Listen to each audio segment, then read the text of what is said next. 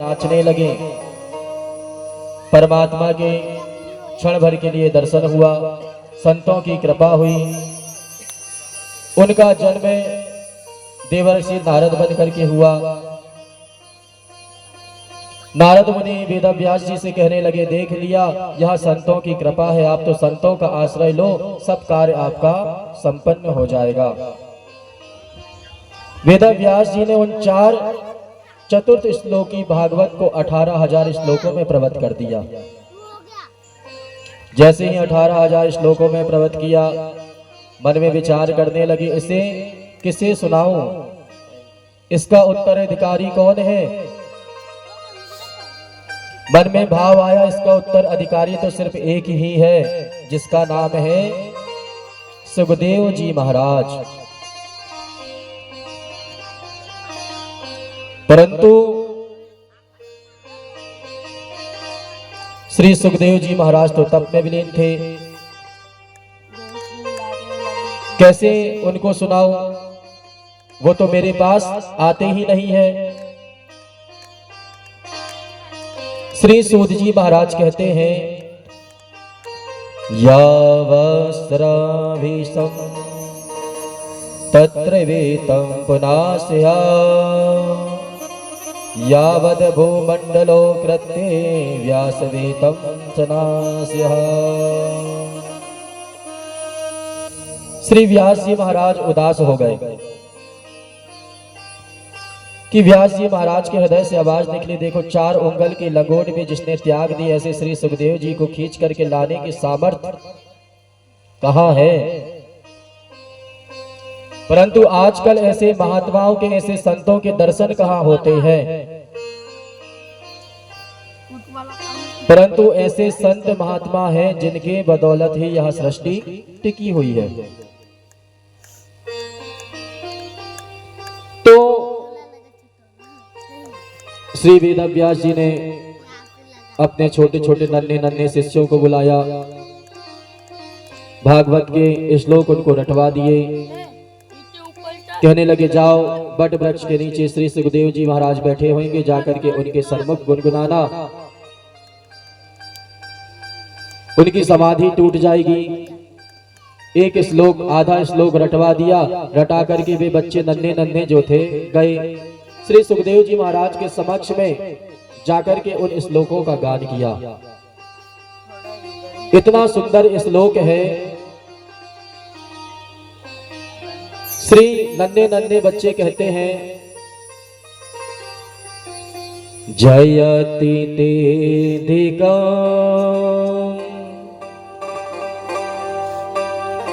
जने मना ब्रजा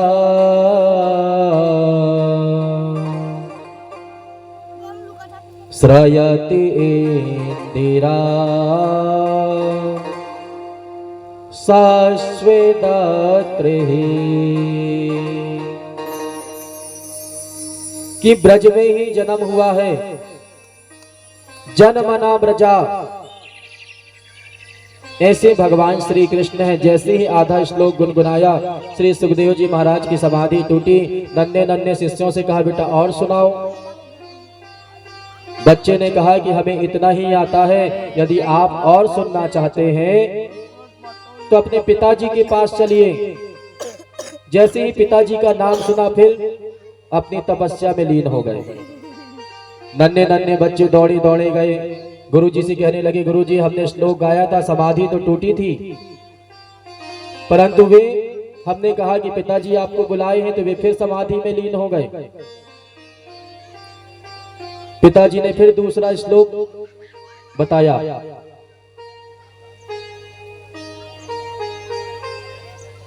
जैसे ही दूसरा श्लोक रटाया, तो रट करके फिर गए हैं श्री सुखदेव जी महाराज के पास और जाकर के सामने हाथ जोड़ करके कहने लगे, द्रयति दृश्यता वेग्ने तो माया सरदुदासये वां विचिन्वते। जयति तेदिका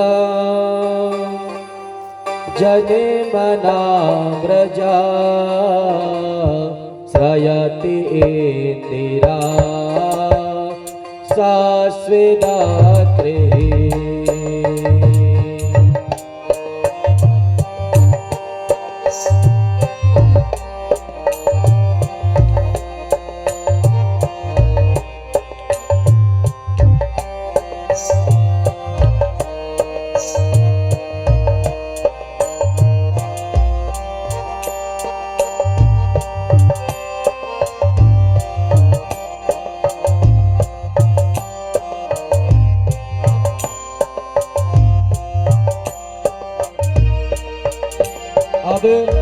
जैसे ही श्लोक कहा, श्री सुखदेव जी महाराज की समाधि टूटी। कहने लगे बच्चे और सुनाओ। कहने लगे यदि आपको और सुनना है तो ऐसे 18,000 श्लोक आपके पिताजी के पास हैं, आप चलिए।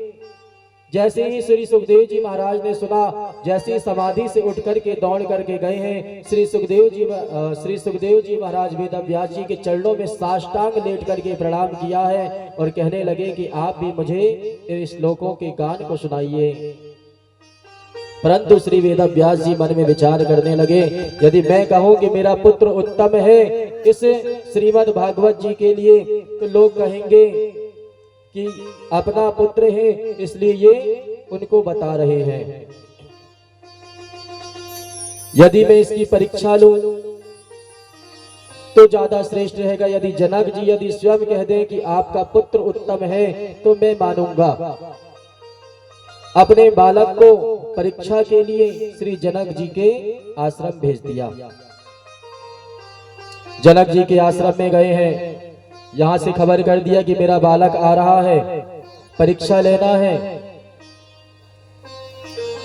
क्रोध में विजय पाई है कि नहीं, काम में विजय प्राप्त किया है कि नहीं। जनक जी ने जैसे ही सुना, श्री सुखदेव जी महाराज आए, अपने द्वारपालों को यहीं से बता दिया कि एक बालक आ रहा है, मुझे यदि पूछेगा तो उसे द्वार पर ही खड़े कर देना। जैसे वह वहां पर पहुंचे, श्री सुखदेव जी महाराज ने उनके द्वारपाल को नमस्कार किया। कहने लगे कि मुझे मेरे पिताजी ने भेजे हैं श्री जनक जी से गुरु दीक्षा के लिए।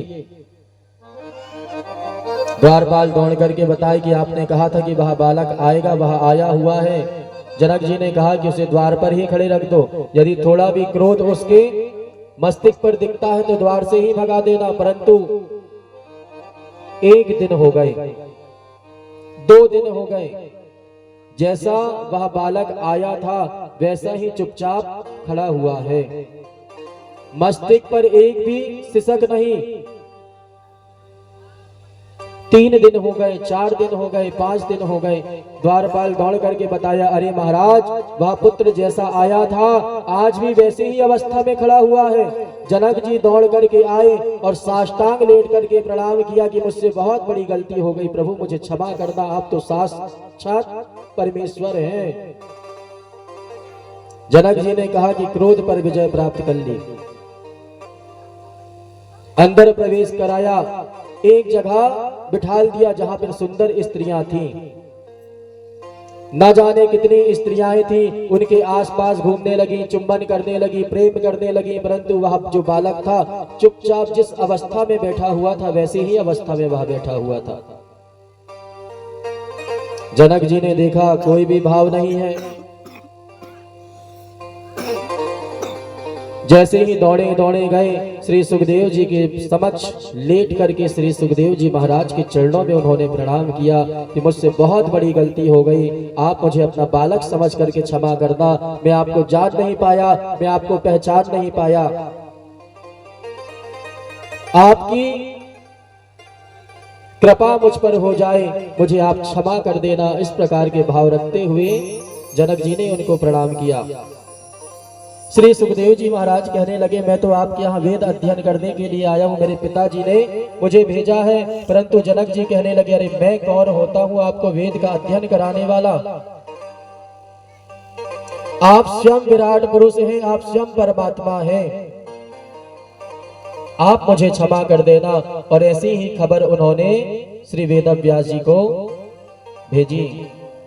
कहने लगे कि तुम्हारा पुत्र कोई साधारण मनुष्य नहीं है, वह साक्षात परब्रह्म परमेश्वर है।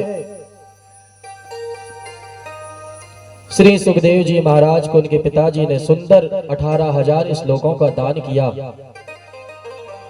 18,000 श्लोकों को श्रवण करके श्रीमद् भागवत जी को श्रवण करके उनका मन जो है गदगद हो गया, बड़े प्रसन्न हुए।